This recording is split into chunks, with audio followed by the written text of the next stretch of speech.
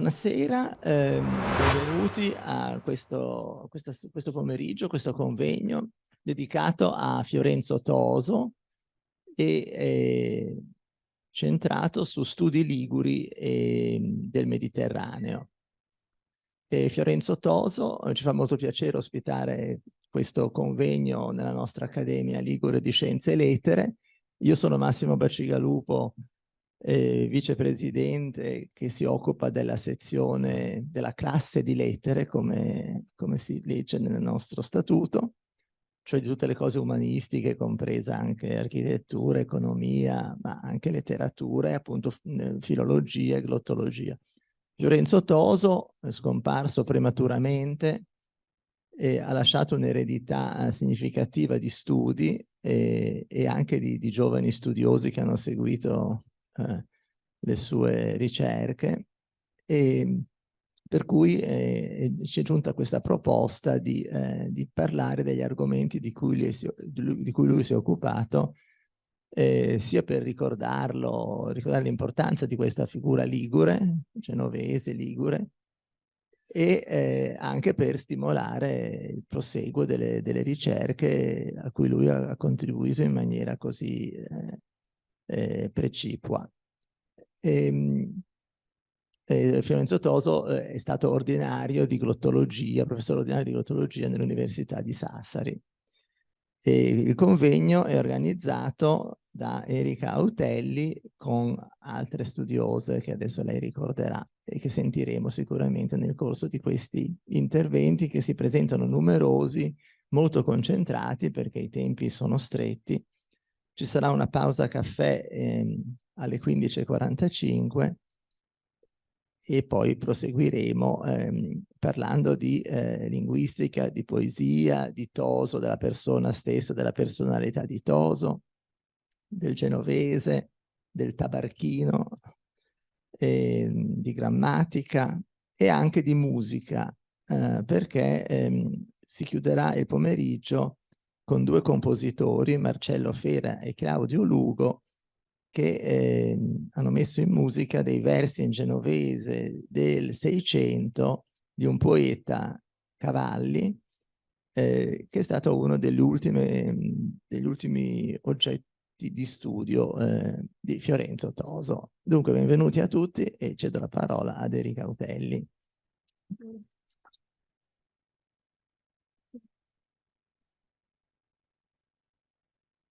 E allora, benvenuti anche da parte mia. Si aprirà fra poco una presentazione. Quindi per chi ancora non mi conosce, io mi chiamo Erika Autelli, sono genovese ma lavoro principalmente a Innsbruck. Sono ricercatrice senior postdoc e direttrice di un progetto genovese italiano, quindi stiamo facendo un dizionario combinatorio online che menzionerò dopo specificatamente per un motivo.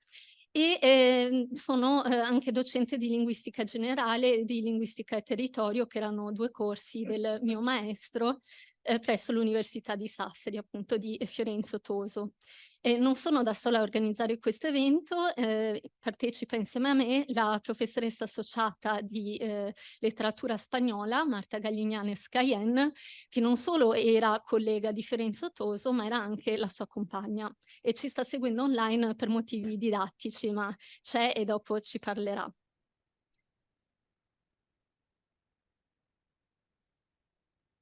Ah, non va? Mi dite voi?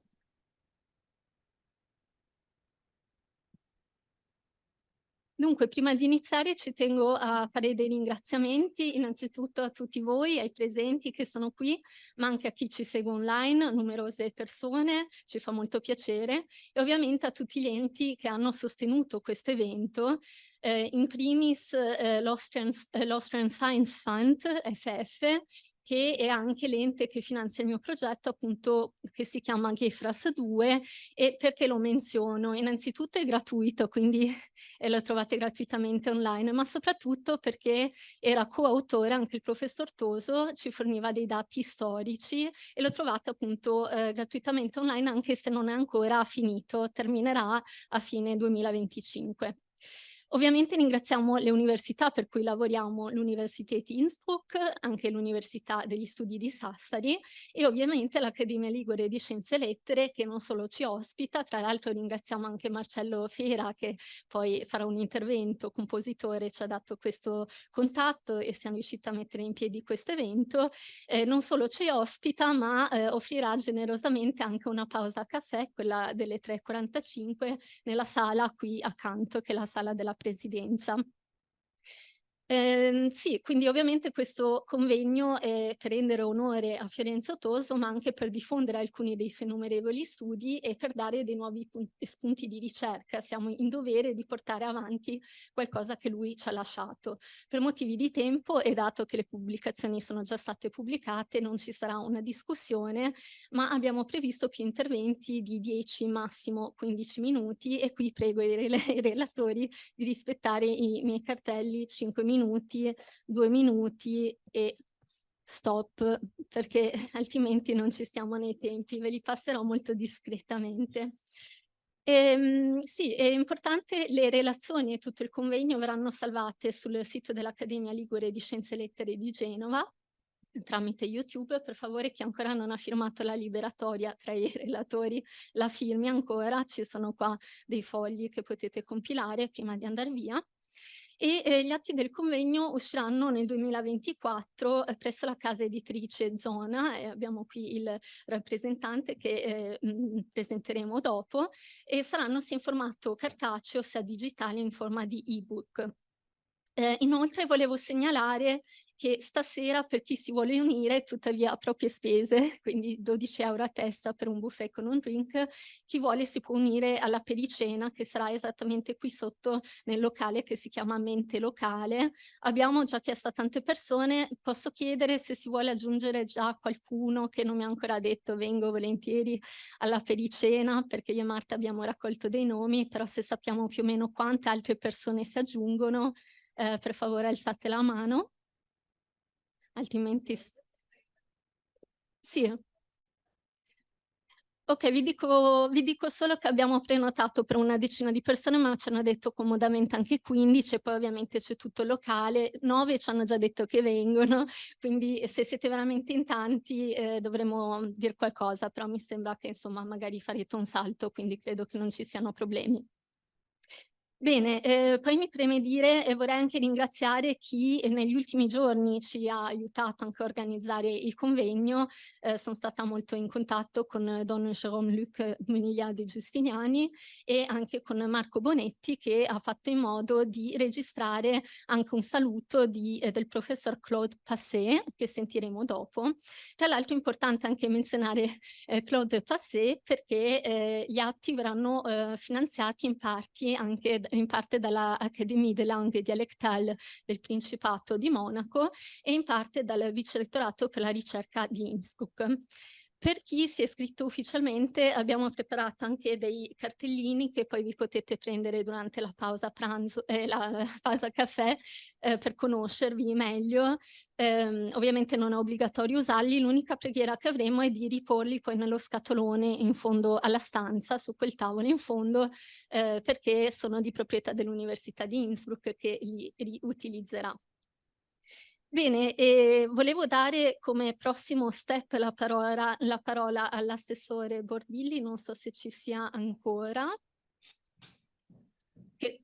Fra un quarto d'ora è qua. Allora, diciamo, posso iniziare anche a far vedere il video del professor Claude Passé che ci porge i suoi saluti dal Principato di Monaco.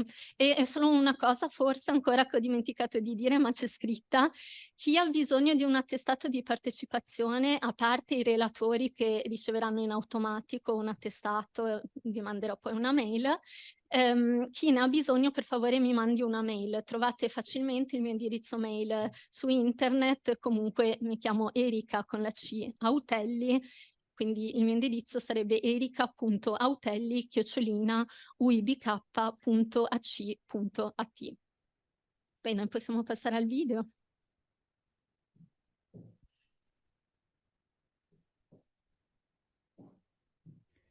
Signore, signori, in qualità di presidente e al nome dell'Accademia delle Lingue Dialettali del Principato di Monaco, signore e signori, in qualità di presidente e al nome dell'Accademia delle Lingue Dialettali del Principato di Monaco, vorrei ringraziare Erika Autelli e Marta Gallinanes-Galen che hanno organizzato questa giornata in memoriam professore Fiorenzo Toso e ringraziare anche tutti i contributori di questo convegno. Da 12 anni Fiorenzo fu un membro importante della nostra Accademia e ha partecipato molto attivamente alla sua vita e anche a tutti i nostri convegni. Nel 2019 Fiorenzo fu l'anima del convegno Genova e la lingua genovese, lingua del mare, lingua della terra, lingua di qua, lingua di là. La partecipazione delle persone che aveva scelto Fiorenzo ha portato il convegno a un alto livello scientifico. Le sue opere di dialettologia hanno permesso la comprensione della lingua monegasca e il suo inserimento tra i dialetti della Liguria. Il professore Toso ci ha dato un tesoro che i suoi continuatori hanno il dovere di far crescere. Penso che è l'argomento di questo giorno. Come diciamo in lingua monegasca, a si rivede l'anno prossimo per il convegno Canzone e Teatro Popolare in Dialetti. Auguri per oggi e grazie a tutti. Grazie. Prima mi sono dimenticata di ringraziare ovviamente tutti i relatori, tra cui Giorgio e Pietro Toso, i figli, oltre a Marta Toso, che adesso è all'estero, ma appunto che vengono anche qui a rappresentare il loro papà e che terranno appunto anche delle relazioni. Se non è ancora arrivato l'assessore, magari Pietro Toso può già iniziare a presentarci appunto la figura di Fiorenzo Toso. Prego. Ecco, si sente? Perfetto. Ok, buongiorno a tutti. Intanto grazie all'Accademia che ci ospita. Ancora? Così? Siedo? Ecco, mi siedo. Prego. Ecco qua. Allora, dicevo grazie a tutti di essere presenti, all'Accademia che ci ospita, al Comune di Genova, poi l'assessore Bordilli arriverà per fare i saluti, alle due università che hanno aiutato l'organizzazione del convegno, quindi Sassari e Genova, ovviamente, c'è qua la professoressa da Crema che poi farà parte degli interventi. E niente, io sono qui soltanto per un po' presentare quella che era la figura di papà e quello che è stato papà per tutta la sua vita, quindi un grande studioso che si sposa poi con le accademie in generale, perché era anche un accademico importante e ha lasciato una quantità di pubblicazioni sterminate sul tema del dialetto e delle lingue minoritarie in giro per tutta Europa, e siamo arrivati più o meno a 500 pubblicazioni, numero più, numero meno, che è un numero molto, molto importante. Noi le abbiamo tutte nella nostra casa, è in formato digitale, in formato cartaceo, e quindi questa bellissima biblioteca di testi che sono ancora vivi e che raccontano ancora di papà, che era sostanzialmente un autodidatta, quindi un professore che si è autoformato con la sua passione nei confronti della lingua, del dialetto, con le sue ricerche in autonomia, nel senso che lui proprio da giovane andava nei singoli paesini a intervistare le persone per capire le sfumature della lingua, da Varazze a Cogoleto, le differenze nella parlata dei Besagnini o piuttosto che dei Macellai o delle delle genti di paese, dei contadini, per cui papà è sempre stato un amante della nostra terra, della Liguria, di Genova, e soprattutto è stato anche un divulgatore, quindi è stato in grado di raccontare il genovese, la lingua ligure, in modo semplice attraverso le sue pubblicazioni dei dizionari più o meno articolati, come il piccolo dizionario della lingua genovese, che è forse stato il suo ultimo grande testo, che è andato in 4 ristampe, insomma ha avuto un successo pazzesco, e anche grazie a delle trasmissioni anche televisive. Lui ha fatto una bellissima rubrica sul TG3 Liguria, mi ricordo, in cui girava appunto tutti i paesi insieme al giornalista per andare a decifrare le differenze delle parlate tra i vari comuni dell'entroterra e della costa, per mostrare al pubblico ligure l'importanza del dialetto. Un'importanza che vive ancora oggi e che è importante mantenere viva, e noi abbiamo cercato come famiglia, insomma, di continuare in qualche modo gli studi di papà, o meglio di far continuare gli studi di papà, soprattutto facendo pubblicare quella che è stata la sua ultima opera, che è il Dizionario Storico-Etimologico della Lingua Genovese, DESGEL, per il quale ha collaborato Marta Gallignanes, che ci segue online, che salutiamo, e che appunto è stata vicina a papà fino alla fine, fino agli ultimi momenti della sua vita, e un testo che è stato proprio finito nei momenti della malattia di papà, quando lui praticamente anche alla fine aveva in mente il lavoro. È stato un grande lavoratore, un grande amante della lingua, anche nei momenti della malattia, tanto che cioè, insomma, ci tormentava con call e continue ricerche sui genovesi d'America, e insomma è stato anche bello affiancarlo in queste ultime ricerche, mia sorella, che poi ha collaborato alla pubblicazione finale del testo. E quindi niente, che dire, questa è un po' la figura di papà. Quello che restano i suoi studi, restano la sua capacità di trasmettere la sua passione, e resta un lavoro immenso che deve continuare a vivere attraverso gli studi di altri studiosi che proseguiranno le ricerche di papà, perché ha creato una base importante su cui lavorare. La professoressa Autelli continua nelle ricerche con questa digitalizzazione e questi dizionari, ma non è l'unico campo di ricerca. Papà era anche un poeta, quindi c'è anche tutto il filone della poesia in genovese, che è molto interessante e stimolante, e le poesie sono proprio belle, a parte tutto sono belle, e bisogna farle conoscere ancora di più, perché anche il genovese è una lingua lirica, e quindi come tale merita di essere conosciuta da tutti. Per cui niente, io vi ringrazio per la presenza e vi auguro buon lavoro, e passo la parola a Erika, che penso annuncerà l'assessore. Grazie.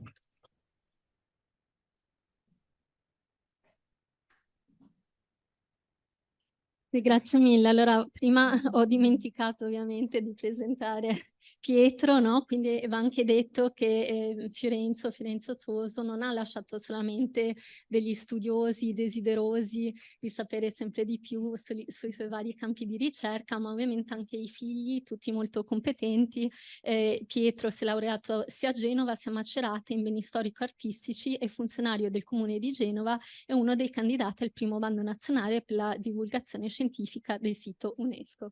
Quindi grazie ancora Pietro. Grazie. E passo la parola all'assessore Paola Bordilli, che ci ha fatto l'onore di venire qui oggi. Grazie. Buongiorno a tutti, buongiorno, scusate il ritardo, ma la pioggia ha un po' fermato il traffico, diciamo così, genovese. Buongiorno a tutti, grazie, porto saluti del nostro sindaco Marco Bucci. Intanto dico una cosa che di solito non dico mai, perché poi siamo sempre a lavoro, ma io lavoro anche con Pietro proprio per il comune, e alla fine, anzi, fa quasi piacere, cioè consentitemi anche ritrovarci qui in un ambito un po' diverso, ecco, dai luoghi comunali, per parlare di anche cose più personali, ecco, che Pietro ha, che può raccontare e che può sicuramente con il bel modo sempre che sa fare, ecco, cioè condividere con tutti noi. Guardate, io sono particolarmente grata per l'intervento di oggi, per il lavoro proprio, ecco, che voi fate. Sicuramente c'è l'amministrazione comunale, cioè devo dire il lavoro forte anche che con il nostro sindaco facciamo, c'è proprio legato sul tema della lingua genovese, sottolineo sempre lingua quando parlo del nostro genovese. È un lavoro sicuramente su cui Marco, su cui il sindaco ha posto l'accento. Questo soprattutto perché non siamo i soli a voler fare questo, anzi forse negli anni quello che dico è che molte volte forse l'amministrazione poteva fare ancora di più, ecco, proprio su questi temi, e fortunatamente grazie proprio a persone come il professor Toso, a persone che vedo anche nella sala, che hanno continuato con la professione, con il volontariato, con l'amore per la città, con l'amore per la nostra lingua genovese, hanno continuato con il tenerlo vivo come lingua, ci dà questa possibilità oggi in cui l'attenzione torna forte, guardate, sia da parte dell'ente pubblico che sicuramente anche nelle persone. Ecco, perché io spesso quando anche, insomma, parlo, quando giro per la città, è un interesse che sta nuovamente venendo molto forte, molto sentito, un orgoglio anche, no? Legato con l'appartenenza alla nostra città, e quindi proprio per questo, ecco, dico, è il momento proprio buono che dobbiamo, tra virgolette, anche sfruttare, utilizzando questo verbo con l'accezione positiva, proprio per far sì che ci sia, soprattutto per noi genovesi, anche una consapevolezza,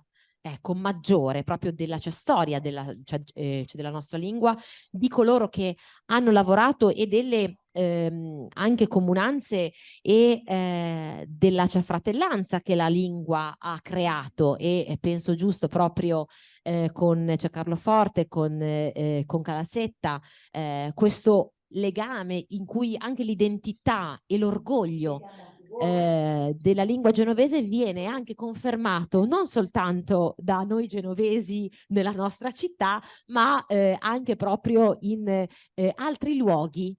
Ancora di più, ecco, c'è questo legame forte, un legame che ci ha portato anche poi al gemellaggio fatto proprio con l'occasione della festa della bandiera nel 23 aprile scorso, in cui ovviamente abbiamo anche riconosciuto medaglia città di Genova di professor Toso. Ecco, quindi sicuramente ecco, c'è tutto un legame fatto anche di tanti rapporti personali che negli anni è rimasto forte, vivo, e su cui sicuramente ecco, la logica e l'intenzione dell'amministrazione è ovviamente continuare su questo.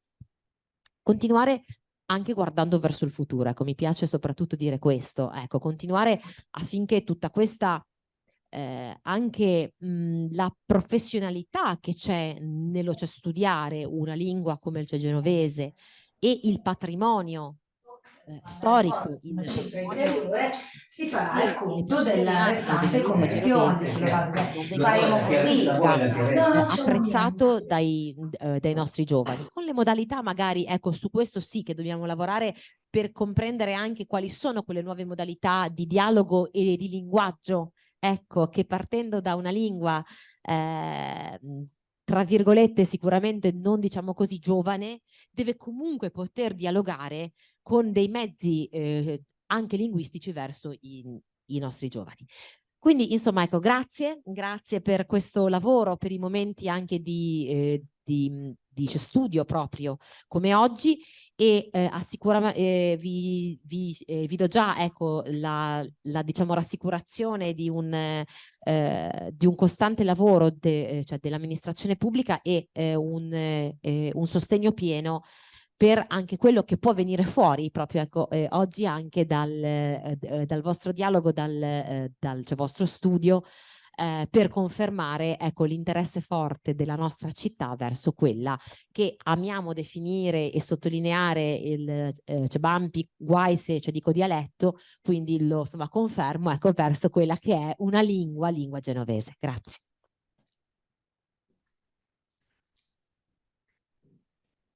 Grazie mille. Sì, sono parole importanti per il nostro futuro, anche sapere che abbiamo questo tipo di appoggio, diciamo, dall'alto, è anche bello sapere che è possibile fare ancora qualcosa per preservare la nostra parlata. Bene, allora ringraziamo ancora l'assessore ancora una volta. Pietro, sì, grazie mille.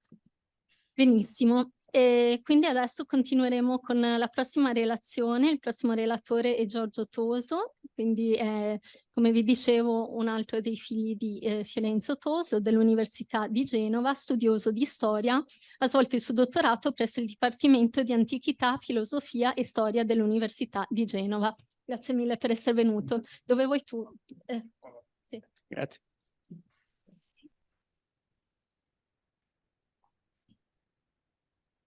Buongiorno a tutti. Vabbè, ma sto seduto, grazie. E vabbè, io mi unisco ai ringraziamenti per gli organizzatori di questo incontro e all'Accademia Ligure di Scienze e Lettere per ospitarci nella sua sede. Allora, io, come in parte si è detto, non sono né un linguista né uno studioso di letteratura, quindi spero che si perdonerà un po' il taglio che ho voluto dare a questa relazione su un'opera importante come la storia della letteratura ligure, scritta appunto in più versioni da mio padre e era considerabile appunto come una delle sue opere principali. Riguardo all'opera trattata in questo intervento, quindi appunto la storia della letteratura ligure, io oggi faccio riferimento all'edizione risalente al 2009, pubblicata presso la MicroArts Edizioni Le Mani di Recco. Si tratta di un aggiornamento e di una revisione complessiva delle precedenti Letteratura genovese ligure, pubblicata tra il 1989 e il 1991, e la letteratura in genovese tra il 1999 e il 2001. Quindi all'epoca della sua pubblicazione raccoglieva un po', se vogliamo, il frutto di 20 anni di ricerche. Oggi sono 30 anni in realtà, visto che ne sono passati altri. Comunque appunto una parte notevole dell'attività di studioso dell'autore. Nel suo complesso si tratta di un lavoro diviso in 7 volumi che ripercorrono le vicende e l'evoluzione della letteratura nell'area ligure dalle origini al secolo scorso. Andando più nello specifico, si trovano quindi trattazioni inerenti all'uso del latino in epoca medievale, alle influenze della produzione provenzale coeva e agli esordi della versione scritta delle parlate locali, e questo era appunto il primo volume. Andando avanti, alle opere di stampo religioso e civile risalenti al basso medioevo, in particolare al XIV e al XV secolo, volume secondo, allo sviluppo della prosa e ai grandi autori del Cinquecento, volume terzo, al fecondo periodo del barocco, volume quarto, alla nuova poesia di stampo civile e patriottico del Settecento e alla produzione nelle varianti ligure, tra virgolette, periferiche, volume quinto, allo sviluppo del realismo e delle forme romanzate nell'Ottocento, volume sesto, e infine alle forme poetiche, teatrali e liriche del Novecento, volume settimo e ultimo. Ovviamente, vista anche la tematica principale di gran parte delle opere trattate, sono presenti in questa nel complesso di questa opera puntuali e costanti riferimenti alla storia ligure e genovese, a partire quindi dalla partecipazione da protagonisti dei genovesi alle crociate e dalla nascita e dallo sviluppo dell'impero marittimo commerciale fino al rinnovato ruolo politico-economico dell'età moderna, con una particolare attenzione per i fatti della guerra di successione austriaca in Liguria. Andiamo in questa guerra combattuta tra il 1745 e il 1748, che vide l'invasione della Liguria da parte degli austro-piemontesi e la successiva cacciata appunto di questi ultimi, fino al Risorgimento e chiaramente all'epoca successiva. Essendo questa naturalmente una storia della letteratura, non possono mancare schede dedicate agli autori più o meno noti e soprattutto selezioni di testi. Quindi nel primo volume, accanto a testi latini come gli Annali di Caffaro e la produzione di Ursone da Sestri e Jacopo da Varagine, sono quindi esposti versi dell'anonimo poeta noto come Anonimo Genovese, un po' se vogliamo il cantore delle imprese genovesi oltremare, databile tra la fine del 200 e l'inizio del 300. Andiamo poi nel secondo volume a un insieme di autori, considerato che ora non sto a citare tutti perché altrimenti vado fuori tempo. Fanno poi seguito nel terzo volume le più ampie trattazioni dedicate a Paolo Foglietta e Barnaba Cigala, tra gli animatori del cosiddetto navalismo, quindi fautori di un riarmo navale e di una politica estera interna più svincolata rispetto alle esigenze della Spagna imperiale. Troviamo poi nel quarto volume un importante spazio dedicato a Gian Giacomo Cavalli e alla sua opera principale, A Città Raseneise, successivamente poi ripubblicata in una curatela risalente al 2021, di cui forse si sentirà parlare in uno dei prossimi interventi. Il quinto volume è in gran parte inerente alla produzione patriottica legata appunto alla già citata guerra di successione austriaca, quindi alle poemi in cui compare anche per la prima volta quella che poi diventerà la figura di Balilla e comunque in generale poemi contro gli invasori e quant'altro, a cui fanno seguito poi poemetti sulle vittorie navali anche contro i corsari barbareschi. E in questo senso le opere più importanti sono quelle di Stefano De Franchi. Per quanto riguarda l'Ottocento, troviamo riferimenti soprattutto a Martin Piaggio e a Niccolò Bacigalupo. Per concludere infine con la più stretta contemporaneità dell'ultimo volume, si va dai testi di Cresa De Ma, di Fabrizio De André, ad altri autori tuttora in vita, se non mi ricordo male, scorrendo l'elenco. Si tratta spesso, soprattutto nei casi delle opere di età moderna e di medievale e moderna, almeno in parte, di testi ripresi direttamente dalle versioni originali, recuperati in biblioteche più o meno accessibili e comunque testi in buona parte ancora tuttora poco noti. E avviandomi alla conclusione, io cito testualmente dalla prefazione: la sua letteratura, del genovese ovviamente, non paragonabile a quella italiana, non si pone neppure a livello di espressioni dialettali di altre regioni o singole località, e questo non per ragioni di ordine estetico e men che meno antropologico, ma di significato storico, di sviluppo e di struttura. Grazie. Grazie mille. Bene, allora vedo che siamo perfetti nelle tempistiche, anzi abbiamo pure un po' di tempo. La prossima relatrice, appunto anche la organizzatrice di questo evento, Marta Gaglignano-Scaien, di cui vi parlavo prima, non solo collega ma anche compagna di Fiorenzo Toso e professoressa associata di letteratura spagnola presso l'Università degli Studi di Sassari. Mi preme anche sottolineare che si è dedicata anche al genovese insieme a Fiorenzo Toso, quindi pur venendo diciamo dalla letteratura spagnola è riuscita anche a combinare la Spagna con il mondo genovese. Quindi riusciamo a darle la parola su sì, Marta Gaglignales. Gaglian.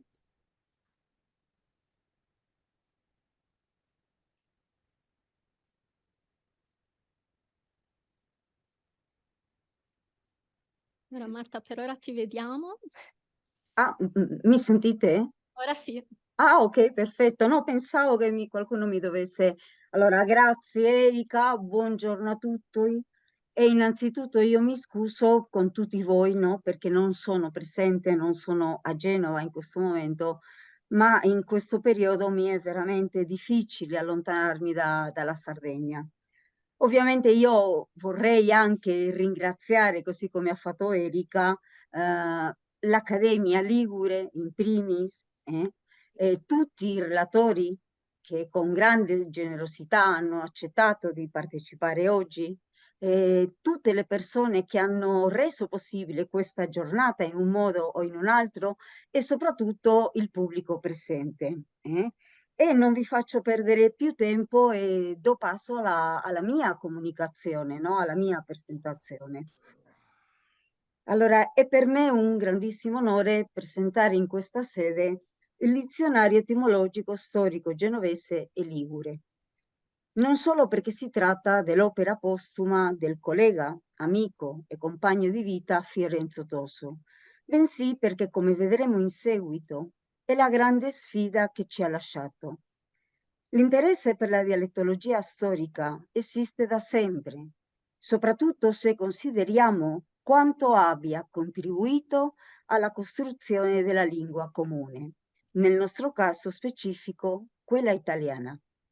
Per ciò che concerne il genovese, nonostante la supremazia degli studi diacronici nell'ambito della ricerca, che culminano nel 2002 con l'apparizione del vocabolario ligure storico-biografico di Aprosio, riscontriamo inoltre un discreto interesse per la valorizzazione del patrimonio linguistico regionale. In questo modo sono nati, grazie all'entusiasmo e alla maestria della professoressa Petracco Sicardi, sia la bibliografia dialettale ligure che il vocabolario delle parlate liguri, opere che, sebbene di grande qualità, presentavano parecchie semplificazioni dal punto di vista del tipo di ricerca documentale, attraverso le quali si cercava di creare un metodo che permettesse un'approssimazione corretta ai diversi fenomeni linguistici.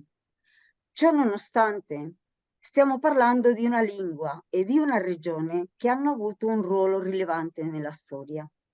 Genova è stata una città-stato, o come affermava uno storico come Geo Pissarino, una regione-nazione che ha influenzato enormemente la storia della linguistica dell'italiano.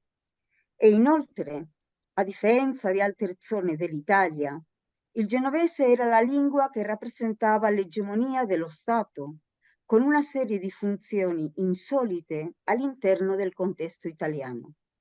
Per secoli il genovese è stata la lingua della letteratura e della cultura, impiegata e reputata fondamentale in contesti amministrativi e parlata dai cittadini della Repubblica.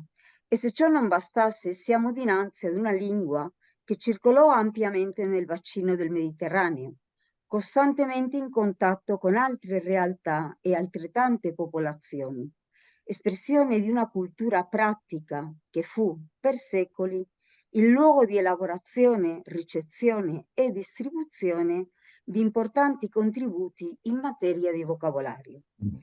In buona sostanza, Genova ha sempre anelato ad avere una lingua propria che rappresentasse non tanto i diversi usi formali, bensì la sua specificità culturale, fondamentale quando si tratta di comprendere le varie vicende della storia linguistica italiana.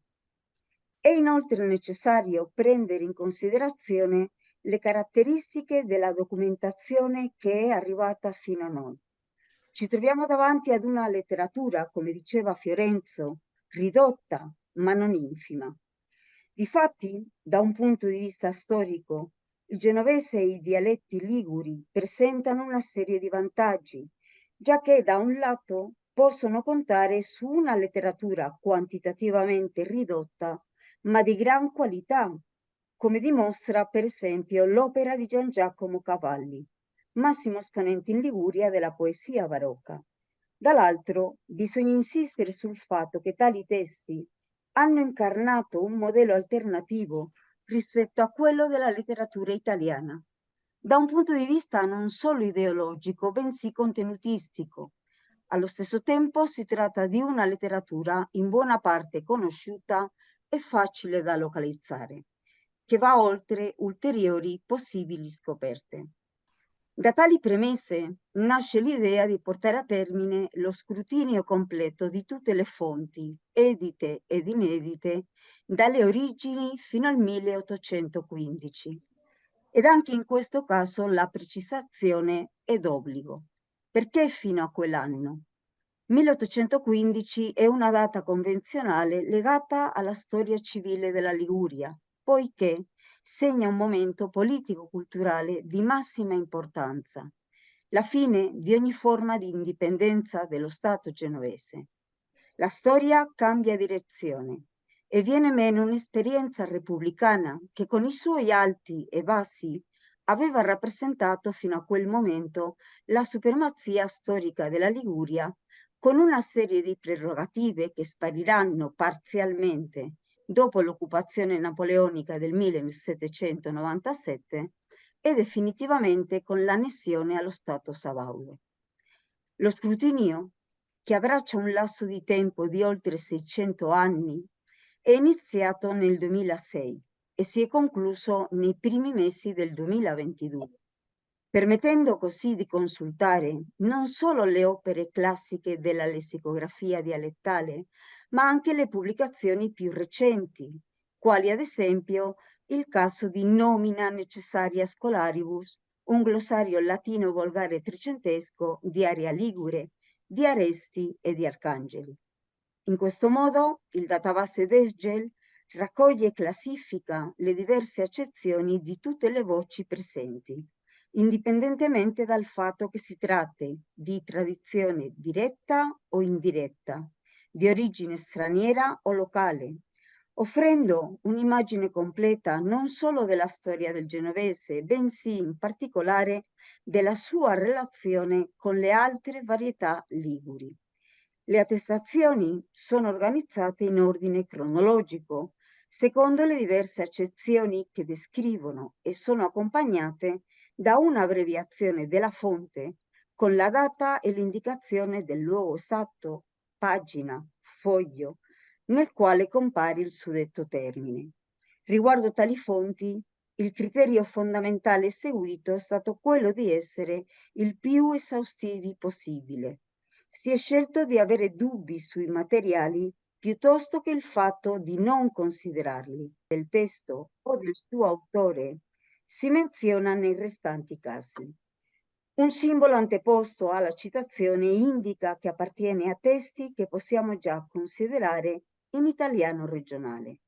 La grafia utilizzata è quella tradizionale, poiché la scritta del genovese presenta una serie di peculiarità fonetiche e grafofonetiche ancora poco studiate. Terminato lo scrutinio delle diverse fonti, è emersa la necessità di creare un fascicolo di saggio, una sorta di test, come lo definiva Fiorenzo, un modello destinato a verificare il corretto funzionamento dei criteri relazionali scelti, destinati ad ottimizzare la presentazione di ciò che, una volta completato, sarà probabilmente uno dei reperti storico-etimologici più completi nel panorama delle lingue romanze. Ci troviamo davanti ad un saggio che mira, da una parte, a mettere alla prova un modello redazionale e dall'altra a comprendere in profondità le opportunità di ricerca che offre questo repertorio. Ciò ha favorito l'uscita nel 2023 del fascicolo della N, lettera scelta semplicemente per la sua brevità all'interno della lingua genovese. Fascicolo nato grazie alla collaborazione tra Giorgio Marrapodi e la sottoscritta Marta Galignanes e soprattutto grazie al lavoro preciso e minuzioso di Marta Tosso. Fascicolo edito da Edizioni dell'Orso, con il rigore e l'attenzione per i dettagli a cui tale casa editrice ci ha abituati. Io lo faccio vedere, non so se si vede, questo comunque è il fascicolo, il primo fascicolo del DESGEL. E per finire, quali sono le prospettive future del DESGEL? Come affermava Fiorenzo, Bisogna fare sempre un'autopsia delle fonti, specialmente se consideriamo le ultime scoperte portate a termine dai giovani ricercatori che hanno fatto emergere una serie di manoscritti fino ad oggi a noi sconosciuti. Testi ancora da scoprire ed scrutini da rivedere, che amplieranno ulteriormente il punto di vista linguistico.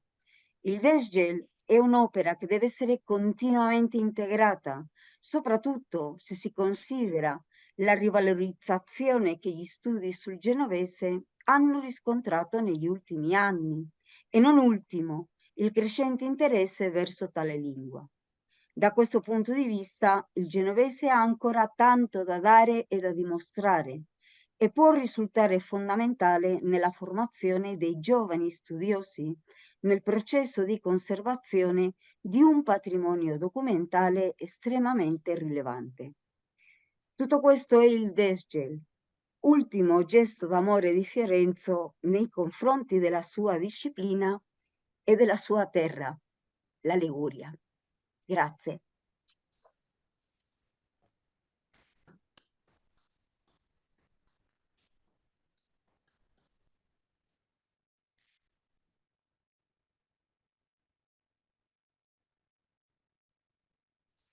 Mi sentite? Sì, ok, grazie mille. E come già detto siete stati tutti molto rigorosi, quindi abbiamo ancora un po' di tempo. Comunque direi andiamo avanti, poi al limite entriamo prima nella pausa caffè o qualcuno ha bisogno di qualche minuto in più. Il prossimo relatore che invito a venire qui davanti è Alessandro Guasoni, scrittore, famoso poeta genovese e collaboratore anche all'interno del mio progetto Geifras 2 che menzionavo prima, svolto all'Università di Innsbruck e finanziato dal Austrian Science Fund FF. Grazie mille per essere venuto e a te la parola. Grazie. Buonasera. Allora, io parlerò dell'edizione critica del Cavalli e della grammatica Il genovese in tasca. Una delle ultime fatiche di Fiorenzo Toso è stata l'edizione critica della Sitta Rasenese di Gian Giacomo Cavalli, un'antologia certo basata sulle scelte personali del curatore, che lascia ancora non analizzati alcuni testi, ma ci fornisce una persuasiva visione d'insieme del poeta genovese seicentesco. La figura e l'opera del Cavalli costituiscono uno snodo fondamentale nello sviluppo della riflessione poetologica e metapolitica di Toso, venendo a costituire una conferma alla sua concezione della letteratura genovese come dotata di una sua autonomia, relativa ma importante rispetto alla letteratura italiana. Nella poesia del Cavalli l'amore assume una valenza paradigmatica della condizione umana, non è che un simbolo del peccato, più in generale del nostro perderci dietro a cose vane.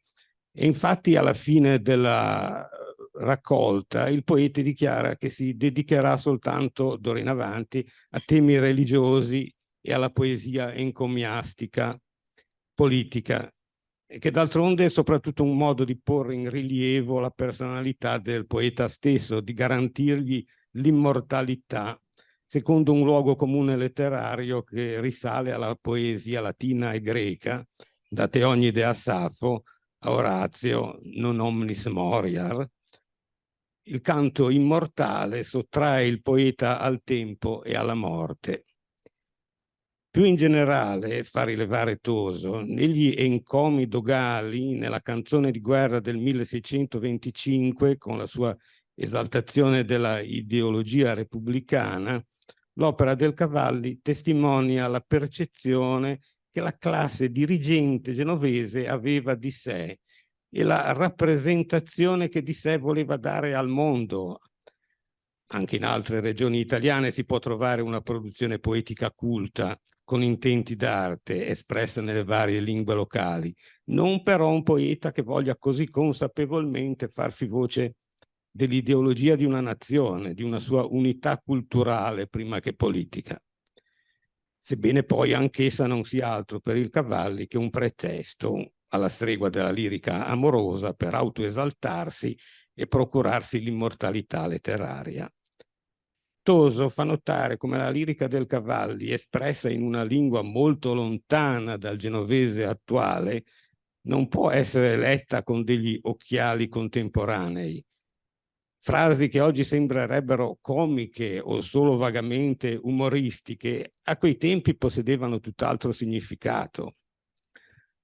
La lettura del Cavalli, insomma, risulta ai tempi nostri molto difficoltosa per chi non si valga di adeguati strumenti filologici e non può essere fatta rientrare nei consueti schemi della critica letteraria italiana, secondo i quali il cosiddetto dialetto, inteso come linguaggio popolare, dovrebbe essere riservato alla trattazione di argomenti bassi o comici. Toso porta numerosi esempi al riguardo. Crio giustizia a gura dell'avello, che significa chiedo giustizia a squarciagola. Ecco, oggi l'avello vuol dire lavandino e questo potrebbe dare alla frase una sfumatura comica, ma a quei tempi l'avello significava ancora avello, tomba. Poteva quindi non essere usato necessariamente in contesti parodici. Giacomo Montanari, nella sua recensione del 2022 all'opera di Toso, fa osservare come essa riporti in luce i fasti barocchi di un poeta che è stato paragonato a Gongora per arditezza formale, un unicum nel panorama letterario italiano del suo tempo, e non solo per le scelte idiomatiche che Toso affronta con opportuna strumentazione linguistico-filologica, offrendo oltre alla traduzione italiana un ricchissimo apparato di note. L'edizione critica del Cavalli può rappresentare bene quello che è stato un polo fondamentale dell'attività di Toso, lo studio filologico del genovese. L'altro polo è costituito invece dalla sua attività divulgativa, bene esemplificata dalla grammatica editta dalla Simil, il genovese in tasca, alla quale ho collaborato. È una grammatica sintetica pubblicata nel 2010 che, seguendo il metodo di quella casa editrice specializzata in corsi di lingue, si avvale di tabelle, specchietti e soprattutto di una abbondante sezione dedicata all'apprendimento della lingua viva, la conversazione. Mentre Toso si era occupato della parte propriamente teorica, dando uno schema generale della lingua, io ho cercato di fornire frasi ed esempi tratti dalla vita di tutti i giorni, rivestiti di una affabulazione abbastanza accattivante, formula che ha ottenuto un certo successo perché vedo che ogni tanto il libro viene ristampato. Si tratta di un simpatico libretto accompagnato anche da immagini con formule di saluto come buongiorno signoria, buongiorno in pan, scioglilingua come sa se sa sa sa se sa sa sissa, e un lemmario suddiviso secondo ambiti tematici. Da parte mia ho tentato di servirmi di certe particolarità della lingua per analizzare in modo semiserio la mentalità dei liguri, i quali spesso si esprimono per ironia o antifrasi. Servassè, che letteralmente significa serve molto, vuole in realtà dire l'opposto, ossia è inutile. La cultura popolare, poi, non solo ligure, ha indiscutibilmente un fondo di misoginia, ma a volte si esprime in modo poetico. Molto de ma, su de freva, chance de donna, non te ne fiar. Che onda di mare, sole di febbraio, piangere di donna non te ne fidare, perché la donna è infida come l'onda del mare e il sole a febbraio. Anche altri proverbi e cosiddetti modi di dire sono a volte a modo loro poetici. Ad esempio, ule de lungu pelaia come l'anima di sbiri. Si dice di persona inquieta, agitata, ed è un'immagine presa a prestito dal gergo portuale. I sbiri sono le imbragature di metallo appese alle mancine, ma possono essere anche i rondoni e anche i poliziotti. Dalla sovrapposizione di immagini si crea una sorta di involontaria poesia, rappresentare un'anima in pena, perennemente in movimento. Concludendo, come si è notato da questa breve sintesi, Fiorenzo Toso è autore di opere estremamente ricercate, basate su letteratura scientifica e un ampio sapere filologico, ma anche di opere a carattere divulgativo, che consentono a tutti di addentrarsi nella materia ligure. È inutile dire che collaborare con lui, oltre che tra l'altro recentemente all'interno dei progetti fraseografici di Innsbruck, Gefras e Gefras 2, diretti da Erika Utelli, è stato un grande onore partecipare con lui e che la sua figura ci mancherà molto, senza dubbio, ma sarà anche, spero, di esempio e di guida a quelli che verranno, alle prossime generazioni. Grazie.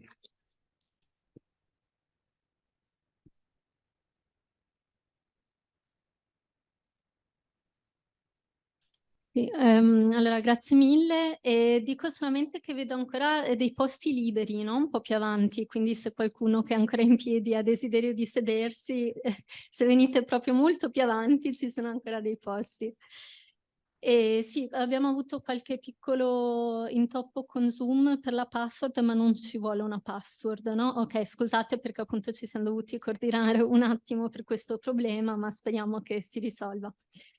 Benissimo, allora insomma siamo di nuovo bene nei tempi, passiamo al prossimo relatore che è Piero Cademartori, è sia editore sia scrittore, anche lui stesso si è dedicato a diverse poesie ma scrive anche per diverse riviste e appunto pubblicherà con noi, essendo responsabile di Zona, che ha fondato nel 1996. Grazie. Grazie Erika. Sì, io vorrei ricordare Fiorenzo Toso, perché per tutti quelli che di voi lo hanno conosciuto e lo hanno avuto anche vicino, ho la percezione che sia stato proprio l'amore per la lingua e la passione per la ricerca, oltre che una necessità forse interiore e personale, che hanno mosso i precisi passi di Fiorenzo nell'approfondire la lingua ligure in tutte le sue forme, le provenienze, le estensioni, nell'esercizio della scrittura come prova pratica anche del suo stesso studio, del suo stesso percorso.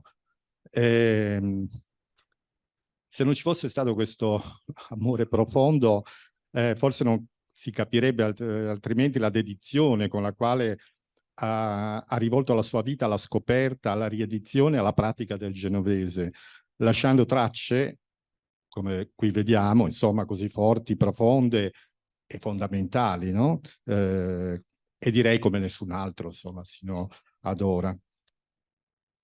Fiorenzo era tenace e preciso, non lasciava nulla al caso e soprattutto possedeva una cultura sterminata, una conoscenza delle letterature che spaziava tra le lingue del mondo e che sapeva riportare al genovese la sua passione e interesse nel modo più originale e approfondito, creando dei collegamenti anche nuovi e insoliti, però sempre ben documentati e ben sostenuti. Io ho avuto la fortuna di conoscerlo per la prima volta nel 2015.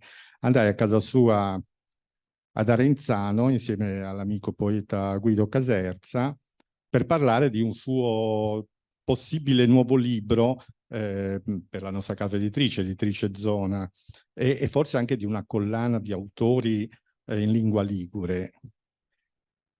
E per me fu una sorpresa vedere come si poneva di fronte al genovese, con quale senso critico e rigore filologico trattava la materia. In Fiorenzo era decisiva l'equiparazione della lingua regionale ligure a quelle maggiori di più ampia portata storica e uso, e si percepiva quanto questo fosse per lui un doveroso percorso. Ogni suo passo tendeva a porre la letteratura genovese, storica o contemporanea, al fianco delle maggiori letterature internazionali. E questo è un tratto molto saliente e molto forte di Fiorenzo. E devo dire che a me sorprese questo aspetto, perché io ho sempre parlato il genovese, quello di famiglia, insomma, no? Di campagna e tutto quanto, e per la prima volta mi trovavo di fronte a un uso, a una trattazione della mia lingua madre nel modo che avrei sempre desiderato di scoprire, di vedere. Ecco, in Fiorenzo vedevo questa percezione, questa propensione, così anche delle persone che con lui collaboravano e che poi avrei avuto la fortuna di conoscere. Perché c'era la capacità di ravvivare la lingua locale, di portarla prima di tutto al presente, a un uso sociale, calandola nei fatti e nei pensieri pienamente contemporanei, dimostrando così la capacità della lingua ligure di raccontare e rappresentare il mondo, di essere parte viva del presente e non una lingua morta. Fiorenzo in quel momento a casa sua aveva l'idea di pubblicare un libro che fosse quel tanto divulgativo da rappresentare un compendio per chi volesse approfondire termini e voci del genovese. Nasceva così il piccolo dizionario etimologico ligure, che abbiamo pubblicato noi, però ritengo sia una vera perla editoriale. Dove a brillare è proprio l'etimologia, facendo sostanza di ogni termine del suo etimo, ovvero dalle propaggini più remote, storiche, talvolta inusuali, persino curiose, proprio con l'intento di rendere la lingua ligure veramente viva, presente, partecipe del nostro momento e non statica o puramente memorialistica. Da questa prima condivisione di intenti venne semplice poi, insieme a Fiorenzo e alle altre persone che collaboravano con lui, pensare a una collana di autori contemporanei che frequentino il genovese quale espressione universale, dediti alla ricerca di stilemi e forme che, facendo perno sulle opere storiche in lingua genovese, abbiano la capacità di rappresentare l'odierno con la costruzione di una lingua scritta personale e rigorosa, capace di porsi al pari, se non talvolta oltre, della migliore scrittura letteraria contemporanea. Prende vita così la collana Erestan Furme, nome che riprende il titolo di uno stesso libro di Toso, che raccoglie, che abbiamo pubblicato appunto, Erestan Furme, che raccoglie testi giovanili che lui ha riproposto e rivisitati al momento. Ed è proprio la forma che è un elemento di distinguo, la ricerca di una costruzione linguistica nuova, personale e al contempo universale, che attraversa i testi di tutti gli autori e di tutti i libri pubblicati in collana. Ora, sul nostro sito di Editrice Zona si possono trovare tutti i libri della collana e capire quali sono sia i titoli che gli autori. Fiorenzo è stato soprattutto uno studioso dedito alla ricerca linguistica, ma ha saputo molto bene condensare il suo sapere nella scrittura, nelle poesie che lui stesso ha scritto e che ha raccolto in volume. Non potevamo sapere che Il Navegante sarebbe stato il suo ultimo libro che abbiamo fatto insieme, e non avremmo mai voluto ovviamente che fosse così, che succedesse questo. È un libro, Navegante, nel quale Fiorenzo fa emergere quel senso di provvisorietà che è la vita. Il navigante attraversa i mari, ma è il vissuto ad essere talvolta difficile, burrascoso e drammatico. Toso descrive il travaglio dei suoi ultimi anni, i nuovi approdi, le luci che si aprono via via che ci si avvicina al porto, fuori dal buio del viaggio, alla ricerca di una serenità che il navigare sposta, smuove, declina, facendola quasi irraggiungibile. Resta la lingua, la sua amata lingua genovese, forse il migliore attracco, no? La sicurezza, la sicura presa di salvezza, l'approdo certo che porta conforto e nuova luce. E la poesia di Fiorenzo ci invita a navigare dentro di noi, a usare la nostra parlata regionale senza tentennamenti per comprendere che siamo e quale posto, chi siamo e quale posto abbiamo, per poter esprimere sogni, desideri e bisogni con la consapevolezza di appartenere a una storia linguistica secolare, alta, seconda a nessuno. Ecco, Fiorenzo ci invita a praticarla, a conoscerla e a viverla. E voglio chiudere presentando un nuovo progetto che adesso prende vita proprio in questi giorni, è una collana di testi sia storici che contemporanei, si chiama Zimme de Bracia, Scintille di Brace, e portate alcune schede, poi magari potete, chi desidera se le può prendere e vedere questo nuovo progetto che diciamo con l'apporto del Conseggio di Studi del Patrimonio Linguistico Ligure propone appunto testi del passato e testi del presente in nuove forme, anche con una lettura critica molto approfondita. Quindi questo è un progetto al quale teniamo molto, proprio perché, come dire, da una parte è una continuità con il lavoro che insieme si è fatto insieme a Fiorenzo, e dall'altra è una propensione che poi insomma, teniamo molto per la nostra casa editrice. Grazie mille.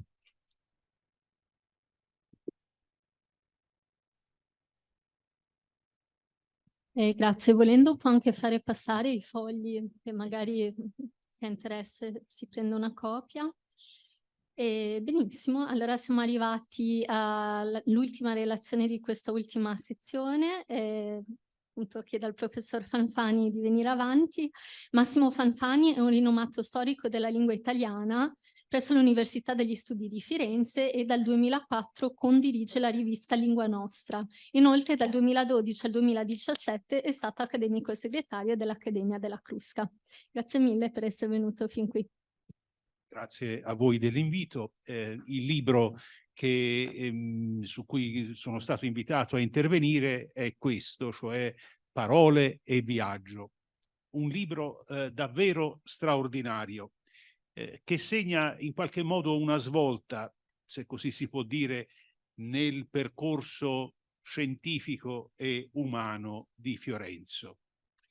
È un libro che appare nel settembre del 2015, poco prima della pubblicazione dei due libri di cui ci ha parlato prima appunto Piero Cademartori, cioè il piccolo dizionario etimologico ligure, che appare nel mese di novembre, e la raccolta di poesie giovanili Restan Forme, che esce a dicembre.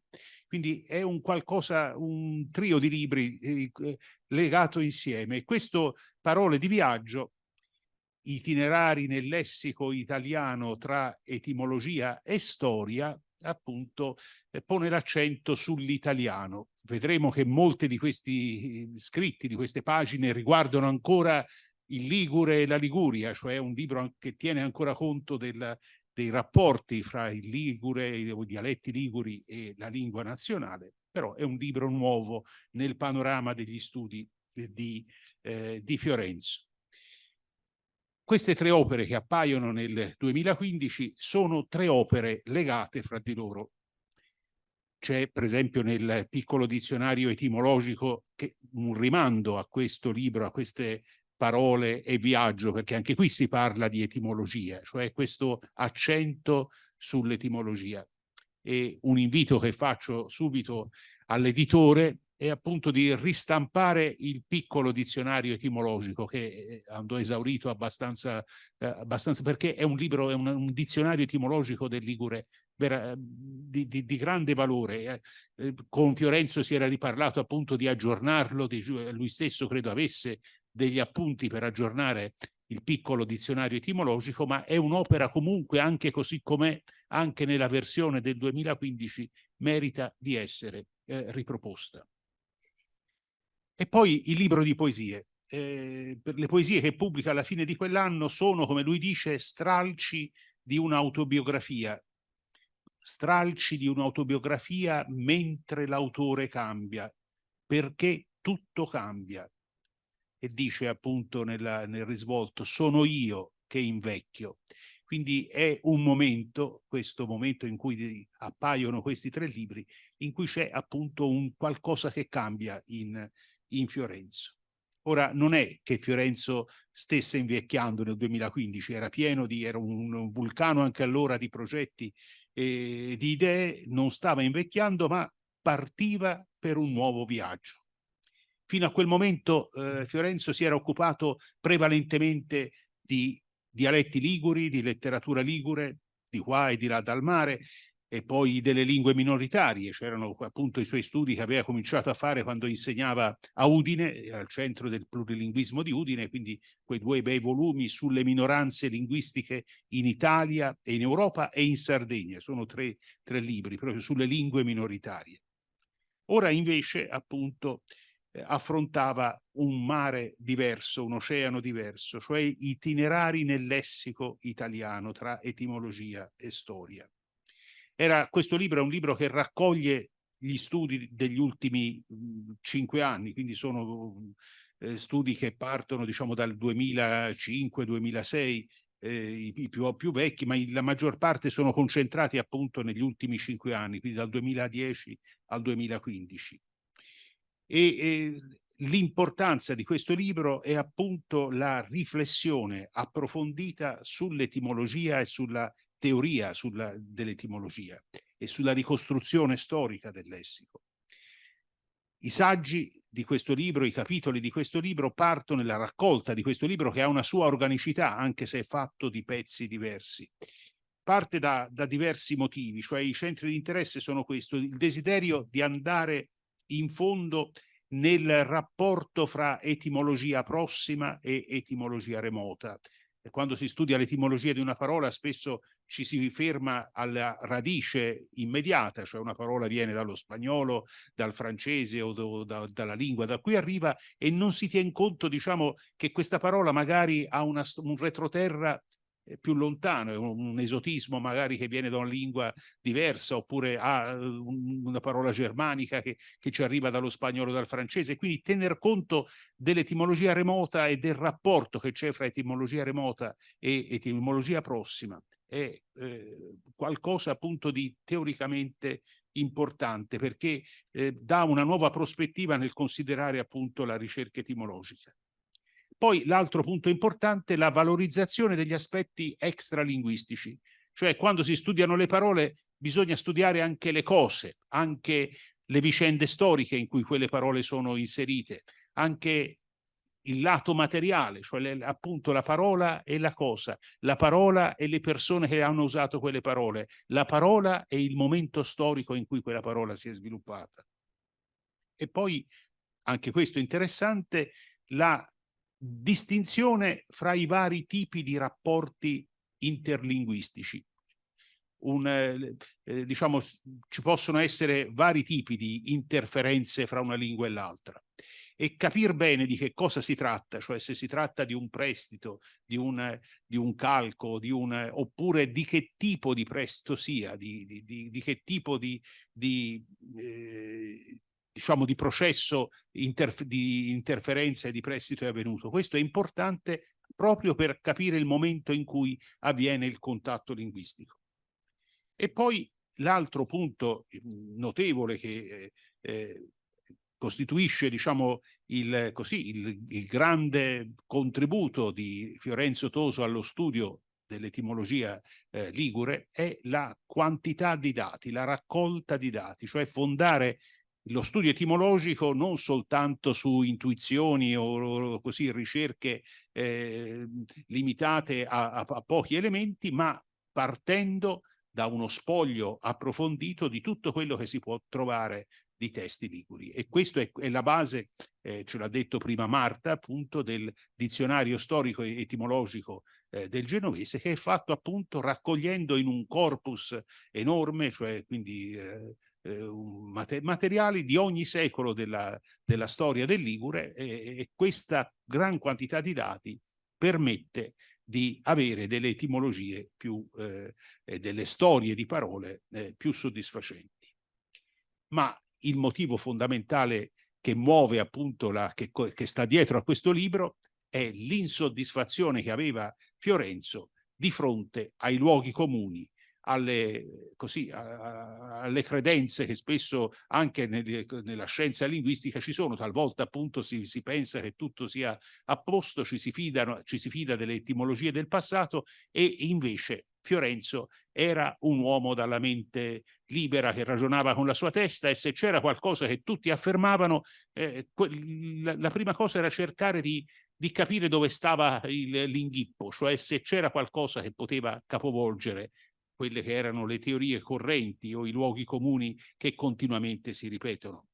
Ecco, questo aspetto appunto è l'elemento forte del libro, che nasce proprio dal carattere di Fiorenzo, cioè questo carattere di una persona che ama la ricerca e ama avvicinarsi il più possibile alla verità delle cose e quindi far piazza pulita appunto, dei luoghi comuni, delle fantasie che spesso così per comodità, per pigrizia continuiamo ad accettare. E quindi qui si combattono appunto, si cerca di capire cosa c'è dietro quelle che sono le affermazioni convenzionali. E qui lo fa appunto in modo davvero serio, e in questo volume lo si vede sia nella prima parte, la prima parte è teorica appunto sull'etimologia, sul prestito, sugli esotismi, per esempio già il primo capitolo, usi e abusi dell'etimologia remota. Vi dicevo, l'etimologia remota è quella che risale indietro, cioè non si ferma, per esempio non si ferma al latino, ma cerca di risalire all'indoeuropeo, non si ferma alla lingua di paese, ma cerca di tornare più indietro. E qui Fiorenzo fa vedere come spesso in chi fa questi lavori appunto di cercare delle etimologie remote, dietro e che vuole queste etimologie remote servono spesso per motivi ideologici o politici, cioè per scalzare certe etimologie vulgate e nobilitare così la storia di una lingua, andando a ricercarvi appunto delle radici ancestrali che magari così non hanno ragion d'essere, come per esempio si è fatto per i dialetti della Corsica, dove appunto gli studi recenti, invece di affermare quello che è ovvio, cioè che i dialetti originari della Corsica non sono altro che di derivazione toscana, quindi la base è il toscano, e invece tutte le volte che si può si cerca di far, perché spesso molte parole toscane ovviamente loro stesse sono di origine germanica o di altra origine, e così si dice che queste parole corse derivano direttamente dalle lingue germaniche, senza pensare che invece sono arrivate dal toscano, come è naturale, come nella storia è stato. Quindi questo cambiamento, oppure un altro concetto che Fiorenzo mette in discussione, il concetto di esotismo. Spesso con esotismo si intendono tutte le lingue esotiche, così in modo indifferente. E qui invece Fiorenzo fa vedere che non si può parlare di un esotismo in senso generico, ma bisogna tener conto anche qui dei rapporti storici.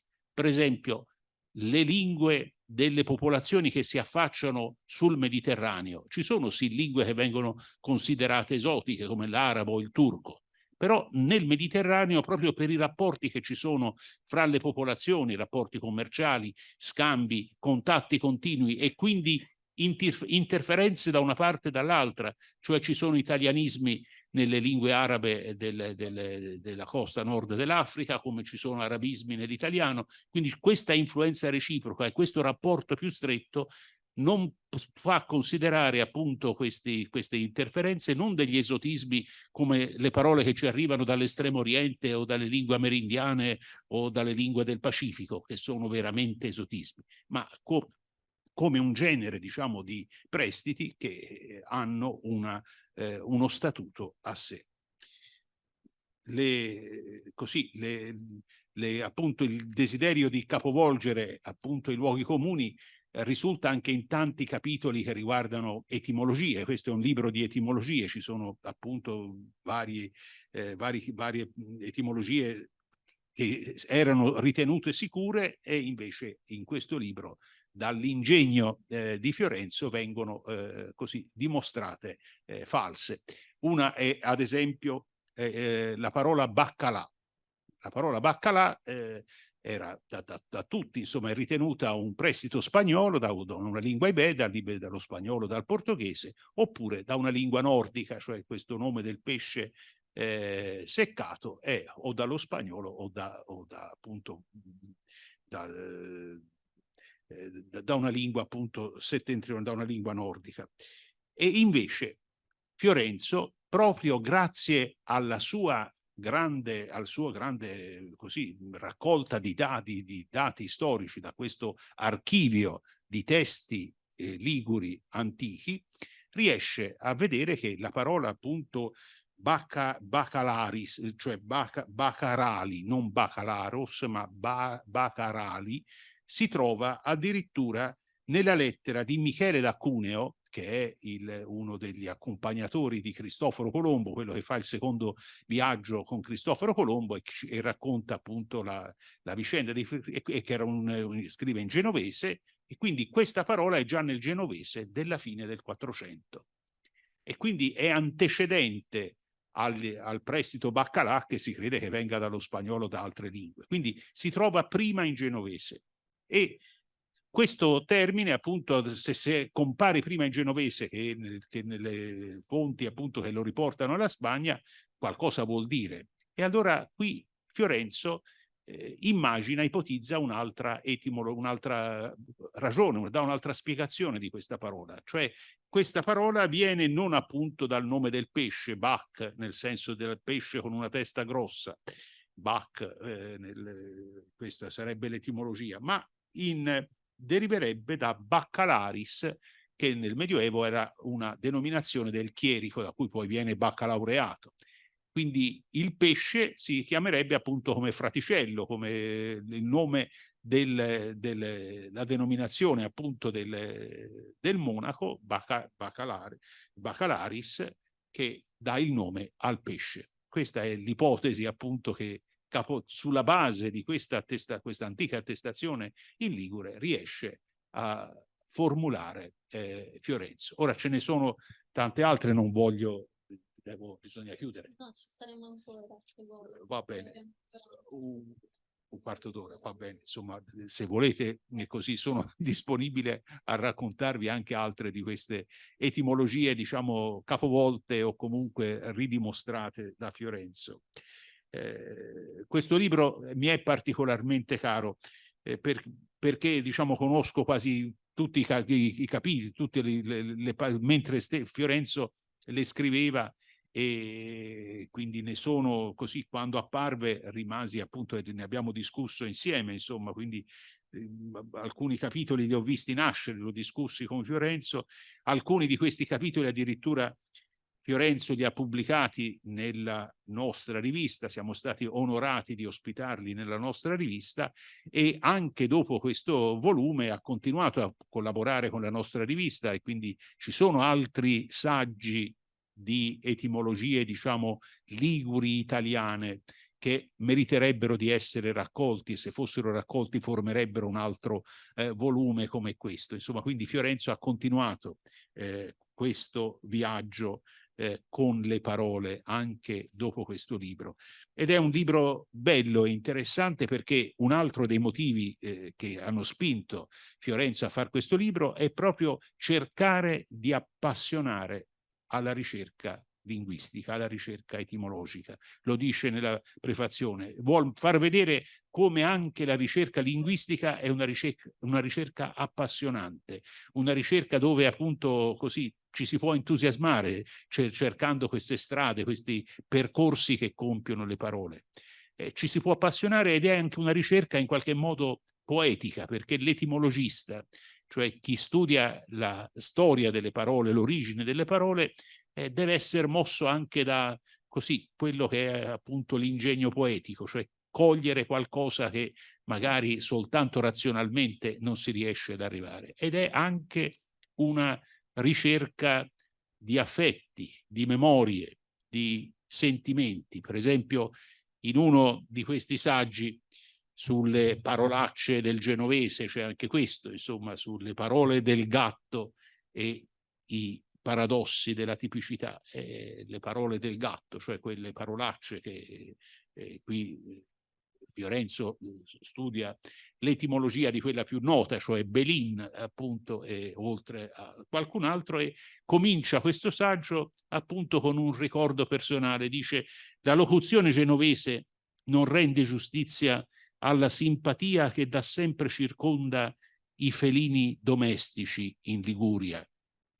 Basti pensare che è del gatto, secondo l'uso idiomatico, è del gatto qualsiasi cosa che non corrisponda alle aspettative, che sia riuscita male, o risulti difettosa nell'aspetto o nel funzionamento. Questa cosa è del gatto.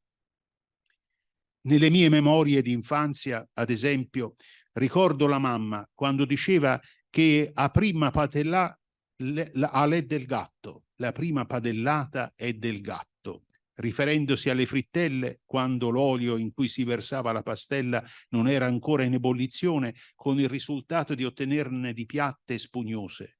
Non erano certo le migliori, ma siccome in Liguria non si butta via nulla, tanto valeva offrirle al gatto. Quindi vedete come anche questi saggi, cioè, sono pieni appunto di aneddoti o di pagine o di osservazioni così che ci fanno capire la personalità, l'umanità di Fiorenzo. Appunto, come dicevo, il viaggio con le parole di Fiorenzo non si è fermato a questo libro. Altri capitoli appunto ha pubblicato successivamente, era pronto appunto per farne addirittura un nuovo libro, come era pronto a ripubblicare il piccolo vocabolario etimologico del genovese, il dizionario etimologico del genovese. Il viaggio con le parole di Fiorenzo non si ferma nemmeno adesso, ma prosegue grazie appunto ai suoi collaboratori, alle persone che possono prendere il testimone da quello che lui ha fatto.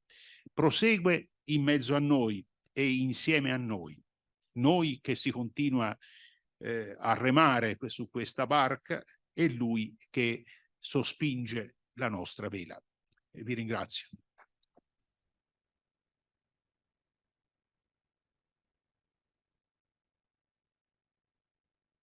Grazie mille, sono state tutte delle belle presentazioni che hanno anche ricordato Fiorenzo Toso anche come persona, non solo come grande studioso, giustamente, però fa molto piacere anche vedere che ci siano tutte queste persone qui oggi in presenza.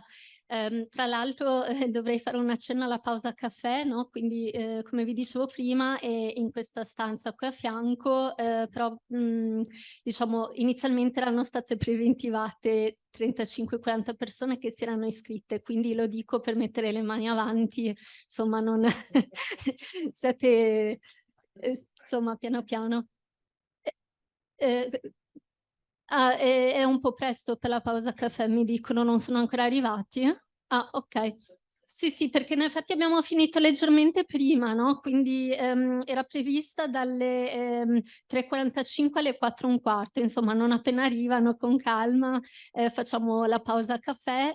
O di quanto tempo gli ci vuole ancora per arrivare? Che serve ancora molto tempo? O non sapete?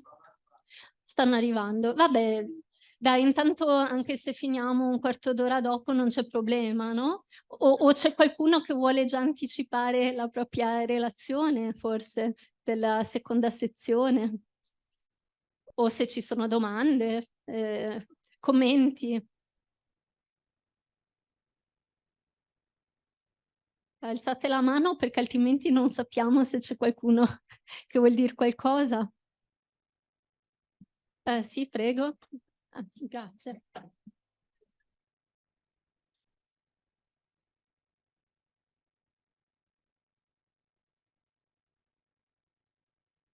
Io volevo chiedere se io ho immaginato nella mia vita, chissà perché, che Toso venisse da un paese che io ammiro e guardo con grande attenzione da una vita. Quindi la mia domanda è se ho sbagliato completamente indirizzo legando questa figura così bella e importante con il paese che è Gavadi di Santo Stefano d'Aveto, dove sono tutti Toso. Quindi la domanda è questa. Diciamo, forse ne sapranno anche più i figli di me e sappiamo che viene da Renzano, ma forse Giorgio... Guardi, mi spiace dirlo, ma sei completamente fuori strada perché noi con la Val d'Aveto non c'entriamo niente. No? Sono stati fatti, non da me, ma da mio nonno, delle ricerche ai tempi nell'archivio parrocchiale di Arenzano e risultava che i primi sono arrivati nel Settecento da Voltri, quindi non hanno fatto molta strada, a dire il vero, perché tra Arenzano e Voltri sono pochi chilometri, però appunto i primi sono loro e poi sono rimasti lì, quindi mi spiace per la Val d'Aveto, ma non c'entriamo.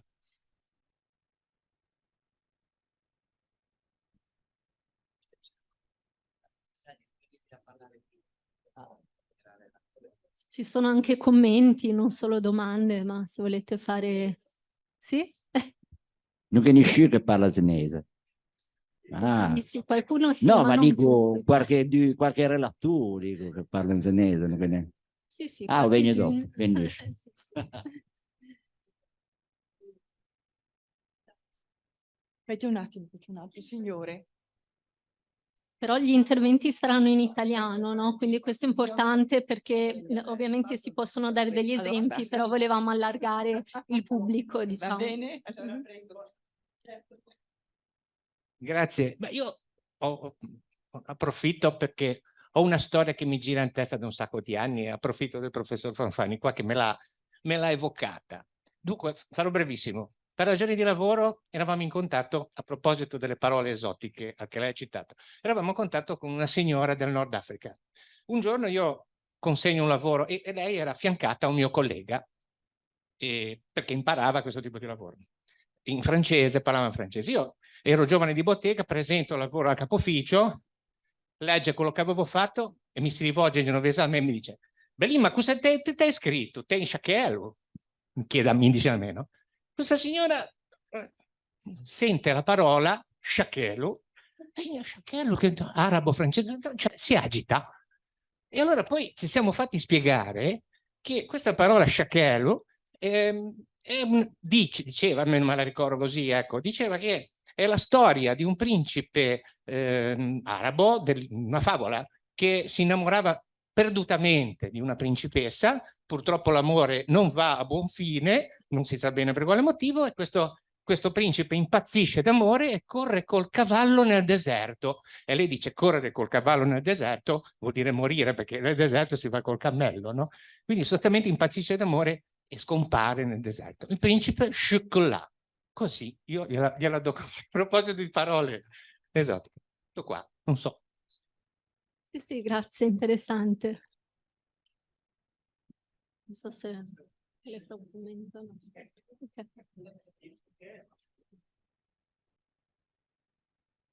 Va bene, anche dalle persone che ci seguono online, no? Perché so che ci sono anche i miei studenti di Sassari, spero anche di Innsbruck, qualcuno. Se per caso avete qualche domanda o qualche curiosità, anche per voi, voglio dire, il professor Toso comunque ha gettato delle basi importanti per tante persone. Voi siete la generazione che verrà dopo di noi, i vostri insegnanti, o anzi siete già a buon punto dei vostri studi, già molti di voi, quindi magari avete qualche curiosità, anche qualcosa di concreto che volete chiedere o volete fare un commento.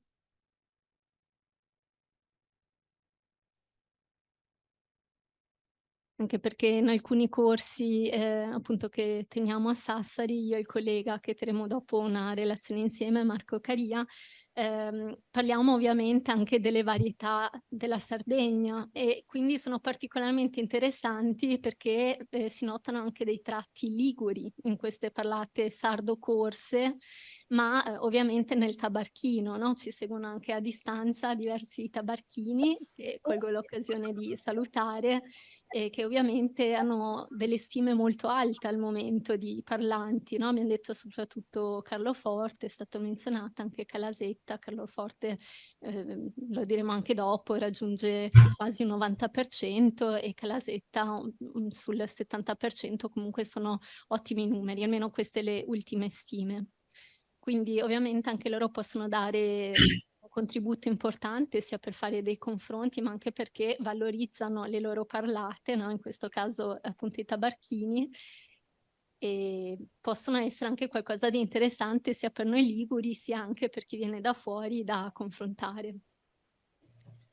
Quindi se c'è qualcuno online non si vede, se c'è un'alzata di mano.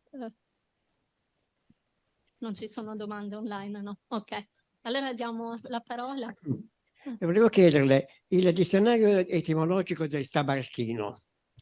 So che quando c'è stata la presentazione del dizionario, del piccolo dizionario etimologico, avevo chiesto appunto al professor Toso se sarebbe continuato, perché mi pare è uscito soltanto il primo volume, AIC, e ha detto che c'erano problemi finanziari, che non era più possibile continuarlo per il momento. Ci sono prospettive che venga continuato oppure... Questo non lo so, era un progetto a cui Fiorenzo teneva molto, questo dizionario del Tabarchino, cioè purtroppo è rimasto così, è rimasto fermo. Ora qui bisognerebbe sentire se nel suo archivio ci sono materiali per poterlo continuare. Questo non lo so, francamente non lo so. Era un progetto però a cui Fiorenzo teneva in modo particolare, poter concludere questa che era un bellissimo dizionario, forse diciamo dal punto di vista proprio di opera lessicografica è migliore del piccolo dizionario etimologico ligure, il dizionario etimologico del Tabarchino. Però è rimasto così in tronco, cioè il primo volume mi sembra la lettera dalla A alla C, sì, dalla A alla C. È un peccato perché meritava appunto di essere concluso. Speriamo appunto, se ci fossero materiali nel suo archivio con Marta e con Erika, appunto questo può essere un progetto da continuare, da concludere. Ci sono tanti progetti di Fiorenzo che meritano di essere proseguiti, tante sue idee, anche tante sue intuizioni che meriterebbero di essere sviluppate e portate avanti, insomma, a cominciare da questo grande dizionario etimologico del genovese, questo Discel di cui è apparso un primo fascicolo di saggio, ma anche questo meriterebbe di essere proseguito. Lì c'è molto da lavorare, molto da fare, perché ci sono soltanto i materiali, cioè c'è soltanto il corpus dei testi e va elaborato. Qui bisogna che così una squadra di collaboratori si rimbocchi le maniche e vada avanti. Speriamo che anche quello del Tabarchino, diciamo, sia in una condizione analoga di poterlo vedere concluso. Questo sarebbe importante. Però la cosa che farei subito, appunto, intanto pubblicare diciamo, ripubblicare l'etimologico, questo piccolo etimologico, e pubblicare questi saggi sparsi di Fiorenzo che sono in varie riviste, in varie pubblicazioni, che meriterebbero di essere riuniti, e questi già costituirebbero così un altro volume interessante come questo e come tutti i volumi di Fiorenzo. Bene, volevo approfittare adesso della pausa prossima, tanto di nuovo per ringraziare Erika Autelli e Marta Gayen, perché, ecco, perché è un'occasione veramente unica.